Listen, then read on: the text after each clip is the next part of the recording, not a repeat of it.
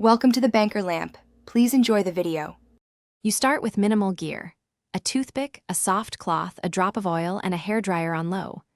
Gently coax a corner of the Ferrero Rocher sticker with the toothpick. This gives you a starting edge to grip. Once you have a lift, warm the adhesive briefly with the hairdryer. This softens the glue and lets you peel without tearing the foil. Make sure to keep the chocolate cool. Heat melts the shell, so move quickly and use low, even bursts of warm air. You now apply a tiny drop of oil to the lifted edge. Olive or vegetable oil works. It helps break down the adhesive. Peel slowly at a 45-degree angle, not straight up, and steady the foil with your other hand wrapped in the cloth to avoid fingerprints or tearing. Once done, rub the oil into any remaining glue with the cloth. The oil suspends residue so it lifts away.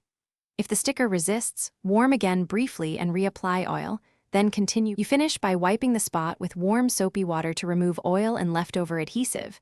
Dry with a soft cloth so no moisture remains. If residue persists, dab a small amount of rubbing alcohol on the cloth and blot gently. Do not pour alcohol directly on the chocolate.